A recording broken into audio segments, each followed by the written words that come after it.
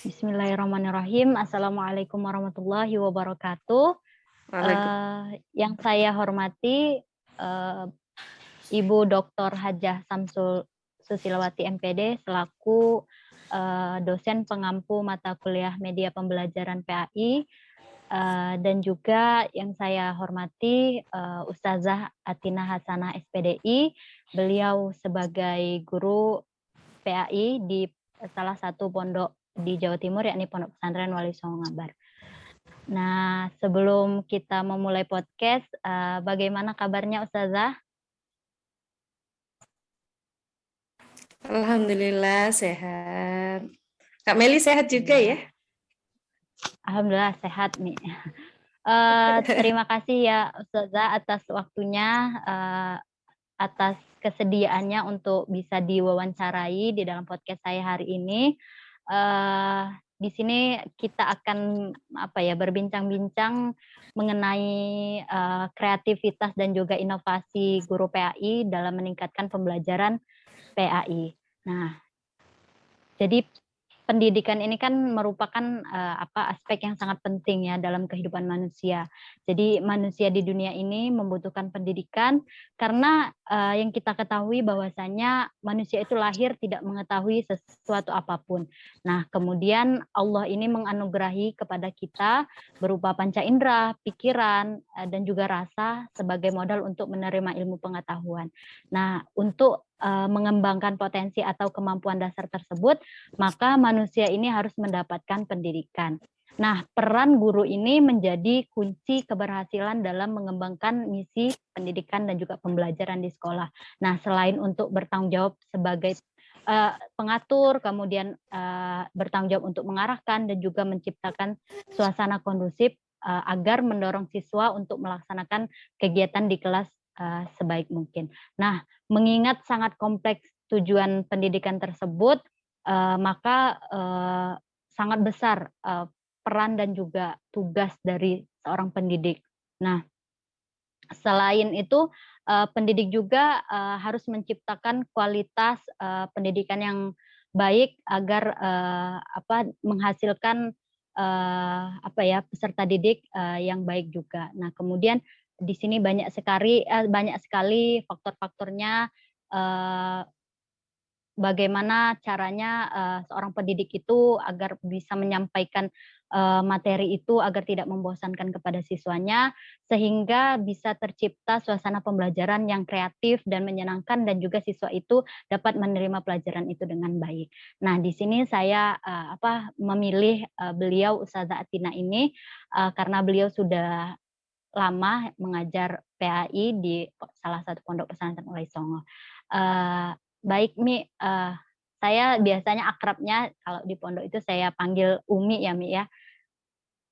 Iya, jadi saya panggil beliau ini Umi.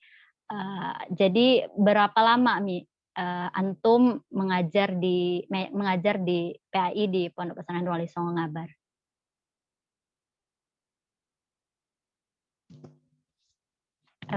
Mic-nya belum dihidupkan, Mi. Mohon maaf, Mi. Oh ya. Mulai lulus langsung mengajar ya, berarti sekitar dari tahun 2008 hingga sekarang. Tahun itu Mel? 14 tahunan ya Mi ya? Kurang Kisah, lebih ya. kurang Masya lebih. Masya Allah. Pengalamannya Insya Allah sudah sangat banyak sekali, kemudian cara mengajarnya juga Insya Allah sudah sangat baik ya Mi, karena mengingat pengalaman yang cukup lama ya Mi ya, sudah cukup lama dalam mengajar. Nah, kemudian belajar. Oh iya. Kemudian Mi, apa motivasi Umi sehingga ingin menjadi guru PAI begitu? Kira-kira apa yang mendorong Umi memilih untuk mengajar PAI? Iya, diawali dari basic keluarga ya. Keluarga saya memang adalah seorang pendidik. Ya, tidak semuanya guru PAI, tapi kami dididik dalam lingkungan agama Islam yang kental, kehidupan Islamiyah yang kental. Begitu sehingga kami sering berdiskusi antara umi ibu saya gitu dengan adik-adik itu kisarannya terkait tentang pendidikan dan akhlak. Dari situ kemudian dari dikutip dari hadis Nabi ya bahwa wama bu'istu liutamima makarimal akhlak, dikoreksi jika salah.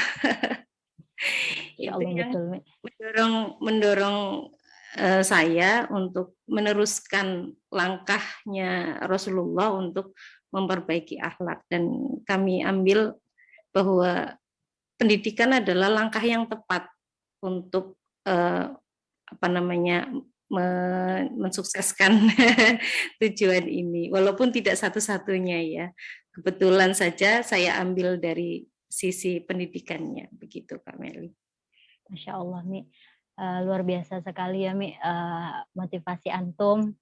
Eh, Selanjutnya, Mi, menurut Umi, gimana pendapat Umi tentang apa pendidikan agama Islam di zaman sekarang ya, Mi?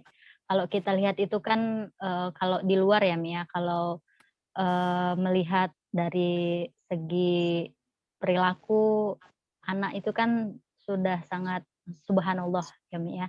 Menurut Umi gimana, Mi? Mungkin untuk kiprah di luar, saya kurang begitu banyak pengalaman Mhm, karena ya sudah tertanam ada di pesantren. mhm, Hanya saya pelajari dari beberapa kasus-kasus santri baru, itu banyak terjadi penyimpangan-penyimpangan tentang akhlak karena ketidakfahaman orang tua dan bahkan ketidakpedulian orang tua terhadap iya, apa ya, pelaksanaan nilai-nilai agama, norma-norma yang sesuai dengan agama itu. Ketidakfahamannya mungkin tidak paham atau mungkin juga belum pernah apa ya, apa namanya, belum pernah mendapatkan ilmu itu gitu, karena basic dari keluarga masing-masing santri itu berbeda ya. Kasus berbeda. luar biasa bahkan Mhm, sampai yang ini tidak pantas dilakukan untuk seorang anak begitu. Jadi ya dari situ bahwa pendidikan PAI itu sangat penting, maka bersyukurlah bagi para santri yang orang tuanya peduli untuk memasukkan santrinya ke pesantren begitu. Dan animo masyarakat menurut saya terhadap pendidikan agama Islam itu semakin meninggi ya, dibuktikan mhm, dengan eh, banyaknya santri, banyaknya anak-anak yang dimasukkan ke pesantren begitu, dibandingkan dengan sekolah-sekolah yang di luar, yang non negeri ya, ininya pastinya itu mencari murid itu sangat sulit. Di pesantren bahkan tidak muat tempatnya. Jadi animonya sudah besar karena pemahaman tentang pentingnya agama itu sudah mulai banyak yang muncul. Juga tantangan para orang tua terhadap keberhasilan dari pendidikan akhlak anak juga tantangannya semakin hari semakin tinggi begitu. iya, Mi. Banyak juga sih, Mi, yang, apa, menyepakati bahwasanya pendidikan yang terbaik pada saat ini adalah pendidikan di pesantren ya, Mi, ya. Iya, Mengingat, apa, banyak sekali problematika, eee, untuk pendidikan non pesantren begitu sangat luar biasa. Jadi memang, antusias dari para orang tua untuk memasukkan anaknya ke pesantren itu sekarang ini, meningkat ya, Mi, ya. Di betul betul. pesantren Wali Songo Ngabar saja, sekarang, diseleksi dan ada beberapa yang ditolak ya, Mi, ya, tidak diterima karena, apa, Bukan ditolak, tempatnya ya tempatnya yang belum tidak memungkinkan. heeh, karena kita mengingat tempatnya kan menyesuaikan juga ya, Mi, ya, antara, kapasitas berapa santri yang kita terima dan juga menyesuaikan tempatnya ya, Mi, ya. Iya betul. Baik nih, selama, apa, proses pembelajaran, kira-kira, apa saja masalah yang, apa, dihadapi, Mi? problematikanya ketika pembelajaran gitu, proses belajar mengajar? Kalau di pesantren sih relatif lebih normal ya, karena yang datang itu memang sudah berniat untuk belajar agama. Ya, walaupun di pesantren tidak hanya itu ya, tapi Iya. datangnya santri ke pesantren itu hampir 85% bahkan 90% ingin belajar pelajaran agama begitu. Yang jadi kendala mungkin motivasi ya, karena begitu banyaknya kegiatan sehingga kelelahan, unsur kelelahan. Jadi beberapa ada yang ngantuk, kadang ya begitu. Lebih faktor kesantrinya. Cuman ya tergantung gurunya sih menurut saya. Kalau pembelajarannya asik, insya Allah anak-anak juga akan lebih tertarik gitu. Betul, Lebih betul, Mi. iya santrinya sih. Oh. Bagaimana Mi cara mengatasi, bagaimana upaya Umi dalam mengatasi permasalahan yang dihadapi tadi, Mi? Dilihat beberapa faktor ya. Yang jelas kita nggak bisa menyalahkan di satu pihak. Pasti ada faktor-faktor tertentu begitu. Kalau khusus di dalam pembelajaran, jika masuk di di kelompok santri kebetulan satu kelas itu kayaknya kemampuan akademiknya itu mumpuni, itu asik aja gitu. Dengan model apapun oke gitu. Tapi kalau sudah masuk kok kebetulan ini mayoritas mempunyai kecerdasan di sisi yang lain gitu dan di pelajaran itu tidak terlalu, nah ini tantangannya. Biasanya untuk anak-anak yang ini perlu teknik khusus ya, yang mereka tidak merasa bahwa mereka sedang belajar gitu. Bisa dengan model ngobrol, tapi tidak merasa bahwa mereka ini sedang diisi gitu. Atau dua pakai kuis gitu. Saya buat beberapa gulungan-gulungan kertas ya, diisi pertanyaan atau materi untuk didiskusikan. Jadi dikocok aja.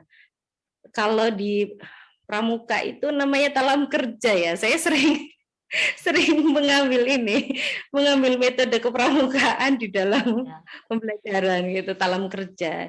Jadi di luar gitu pakai peluit yang sudah ambil soal, kemudian dikerjakan, setelah selesai masukkan ke talam jawaban, kemudian saya peluit lagi 15, nggak nyampe 15 menit, sekitar 1 menit ganti, 1 menit berganti, begitu. Itu lumayan yang ngantuk jadi melek. Atau kadang-kadang kalau materinya padat, tapi motivasinya kurang, ini gimana gitu.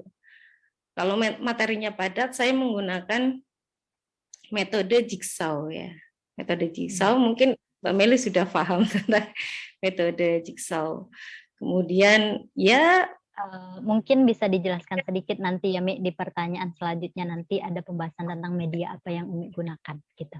Oh boleh, Untuk boleh. tentang jigsaw. Nah menurut Umi ini bagaimana Mi caranya menjadi guru yang kreatif dan inovatif? Ditentukan saja tujuannya. Kalau kita sudah tahu tujuannya, maka kita akan mencari jalan, beribu-ribu jalan untuk bisa mencapai tujuan itu. Yang pertama, bahwa seorang guru itu tidak hanya sebagai pengajar, tapi pendidik. Tujuan utama dari pendidikan kan merubah tingkah laku, perubahan tingkah laku ya. Jadi tujuannya adalah bagaimana biar anak satu yang paling kecil adalah paham. Itu masih paling dasar, paham dulu materi gitu. Selanjutnya bagaimana materi itu bisa dilaksanakan setiap hari dalam kehidupan sehari-hari gitu. Paham dulu. Oh, pakai metode ini kok nggak paham. Cari metode lain. Yang ini kok masih belum paham, cari yang lain. Kalau sudah paham, berarti ini bisa dilaksanakan untuk pembelajaran di kelas-kelas yang lain. Atau kadang-kadang satu materi ini cocok pakai model ini, materi ini cocok pakai model yang itu, begitu. Jadi tentukan dulu tujuannya, bahwa guru adalah seorang pendidik dan keberhasilan sebuah pendidikan adalah berubahnya tingkah laku. Jadi lebih ke situ sih. Baik, harus menentukan tujuannya terlebih dahulu ya, Mi, ya, tadi. Nah, kemudian, bisa diceritakan, Mi, untuk metode dan medianya itu tadi seperti apa begitu saat pembelajaran? Kan kata Umi tadi kan setiap pembelajaran setiap materi itu, metodenya berbeda, kemudian medianya juga berbeda, disesuaikan begitu. Ya, ya, baik, boleh. Eh, ini kebetulan saya mengajar Al-Quran ya. Kalau Al-Quran sudah jelas dicontohkan, berarti metode apa? Simulasi. Dicontoh targetnya anak bisa, berarti langsung praktek satu-satu. Terus bagaimana kalau ada kejenuhan? Jenuhan bisa diganti dengan kuis, seperti kuis dadu, kayak anak tangga begitu. Anak tangga tahu ya? Kok anak tangga apa? Ular tangga. Ular tangga, ya. Tuh, nanti main berapa orang pakai dadu dikocok, nanti dapat 4 langkah. Oh, ternyata dia berhenti di nomor 4. Silakan dibuka halaman 4 dibaca begitu. Itu bisa digunakan itu. Bisa untuk murojaah Al-Qur'an, juga bisa untuk menentukan halaman atau nomor undian, nomor peserta, nomor absen murid. Siapa yang akan duluan membaca. Itu asik sekali. Atau untuk metode hadis ya. Hadis kan harus hafal. Hafal itu saya menggunakan kadang-kadang pakai bisik-bisik. Pakai bisik-bisik. Ingat permainan bisik-bisik ya? Iya, Mi. Yang terdiri satu kelompok terdiri sekitar beberapa orang begitu. Yang paling depan itu diberikan tulisannya untuk dihafalkan, kemudian dibisikkan ke belakangnya, ke belakangnya, ke belakangnya. Nah, ini secara tidak sadar mereka sudah menghafalkan hadis yang harus dihafalkan. Kalau di tari Islam ya, itu saya lebih sering menggunakan jigsaw tadi. Jadi membentuk tim ahli. Ya, contohnya di Nurul Yakin, di Khulasa Nurul Yakin itu, di kitab Khulasa Nurul Yakin kan dalam satu maudhu ada 4 nomor. Nomor pertama ini dibahas oleh tim A. Nomor kedua dibahas oleh tim B. Nomor 3 dibahas oleh tim C. Nomor 4 dibahas oleh tim D. Nah, tim ini harus ahli. Setelah ahli akan membentuk tim baru, tim untuk mengajarkan. Setelah paham tim barunya, berarti tim 1 terdiri dari ahli A, ahli B, ahli C, ahli D, begitu. Jadi si ahli A itu harus menerangkan tentang materi A, B, materi B, dan selanjutnya. Untuk mutolaah bisa lebih ke role playing ya, mempraktekkan kan dongeng ya di mutolaah itu. Jadi ada yang berperan sebagai gajahnya, gajah al-asadu al-fa'ru, singanya, ada yang berperan sebagai si tikusnya. Itu lebih asik dibandingkan harus mereka mendengarkan metode ceramah itu dari awal ceramah akhirnya seperti didongengin dan tidur. Berarti dibuat seperti drama gitu ya, Mi ya? Iya. Jadi ada mereka mendapatkan peran masing-masing begitu. Media menggunakan proyektor, slide gitu, kadang saya pakai tapi tidak sering malah justru. Karena menggunakan slide itu mereka hanya melihat ya, hanya melihat, perannya lebih kecil gitu. Satu harus rebutan itu alatnya, tidak semua kelas ada proyektor gitu ya. Satu itu, kedua kan komunikasinya tidak dua arah, hanya melihat. Yang kalau untuk slide proyektor itu untuk materi-materi yang tidak memungkinkan dipraktekkan secara langsung. Contoh di materi fikih itu ada materi memandikan jenazah. Kan tidak mungkin gitu. Tidak memungkinkan. Nah, itu baru menggunakan itu. Atau materi haji. Nah, ini kebetulan yang ngajar belum haji gitu ya.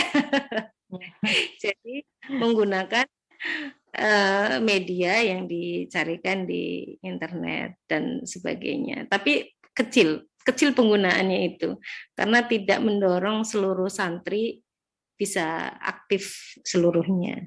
Begitu Kak Meli. Baik. Menurut Umi setelah mengaplikasikan media dan metode tadi, apakah menurut Umi itu sudah relevan begitu? Atau ada mungkin ada media atau metode yang lain yang perlu Umi coba lagi atau Umi tambahkan begitu? Mungkin masih banyak ya. Ini kan hanya sebagian dan tidak mungkin setiap pertemuan menggunakan metode itu terus. Role playing terus akhirnya anak-anak bosen. Perlu ada yang lain, tapi ya saya mengukur kemampuan dan harus terus belajar. Pastinya ada gitu. Seperti debat gitu, selama ini saya belum pernah melaksanakan debat itu. Iya. Baik. Masih perlu ditambahkan. Ya, memang kita sebagai guru itu tidak boleh langsung puas ya, Mi ya. Jadi harus selalu meningkatkan, memperbaharui lagi ya, Mi ya. Iya. Selanjutnya, Mi, apa saja nih kiat-kiat menjadi guru kreatif dan inovatif dengan berbagai tantangan saat ini? Seperti kita ketahui bahwasanya, Mi ya, banyak juga guru yang hanya hanya mengajar yang penting dia menyampaikan pelajaran, dia tidak tidak tidak terlalu peduli begitu, siswanya itu akan paham atau tidak begitu, yang penting dia mengajarkan saja gitu. Gimana Mi, kiat-kiatnya Mi, agar guru itu kayak tergugah gitu untuk mengajar lebih kreatif lagi, lebih inovatif lagi begitu Mi? Saya teringat dengan kalimat kullukum ra'in wa kullukum mas'ulun an ra'iyatihi. Bahwa setiap kita adalah seorang pemimpin, maka akan dimintakan tanggung jawabnya. Di saat saya di kelas, saya adalah pemimpin di situ. Saya ngajar fikih, menerangkan tentang bab haid, kemudian sholat, toharoh, wudhu, dan lain-lain. Jika satu dari mereka ada yang sholatnya salah, wudhunya nggak benar, maka yang akan dimintain tanggung jawab adalah gurunya yang mengajarkan itu. Gitu. Yang satu yang jelas tanggung jawab itu. Itulah ada tanggung jawab kita dan semuanya pasti akan dimintain pertanggungjawaban. Kedua, pandanglah bahwa murid atau santri itu anak kita sendiri. Memandang mereka dengan cinta. Sehingga di saat ada kendala itu kita akan mencari cara bagaimana biar anak-anak ini bisa lebih paham ya, lebih mudah gitu. Dan cinta itu memang harus ditunjukkan. Kita cinta sama murid, tapi murid tidak merasa dicintai kan rugi ya. Jadi saya cinta sama murid, bagaimana caranya murid-murid ini biar merasa bahwa mereka sedang dicintai, maka inovasi itu akan terus berkembang. Begitu. Kan mengejar cinta itu lebih sulit ya. Seperti begitu. Ya, itu saja tanggung jawab. Kedua, memandang mereka dengan cinta. Sudah, cukup 2. Masya Allah. Pertanyaan yang terakhir ya, Mi ya. Apa nih pesan Umi, apa yang ingin Umi sampaikan kepada seluruh guru PAI yang ada di Indonesia ini? Apa pesan-pesannya, Mi? Buat guru-guru PAI seluruh Indonesia, terus semangat. Perubahan akhlak dari generasi muda ada di tangan kita semuanya. Jadi mari kita sama-sama terus berusaha memberikan yang terbaik dan tidak berhenti untuk terus belajar dan saling mendoakan. Mungkin cukup. Baik. Baik, Mi, Masya Allah, terima kasih Mi atas podcast atau wawancaranya pada hari ini. Banyak sekali pelajaran yang bisa saya ambil dari pengalaman-pengalaman Umi selama mengajar. Semoga apa yang Umi lakukan, yakni mengajar itu menjadi amal jariah buat Umi nanti, Insya Allah. Amin. Terima kasih banyak atas waktunya, Mi. Mohon maaf apabila ada kesalahan untuk seluruh pengajar PAI yang ada di Indonesia. Semoga lebih bisa menjadi guru yang kreatif dan inovatif. Amin, Terima kasih ya amin. Mi atas kesempatan waktunya. Saya akhiri. Wassalamualaikum warahmatullahi wabarakatuh. Waalaikumsalam warahmatullahi wabarakatuh. Terima kasih Mi.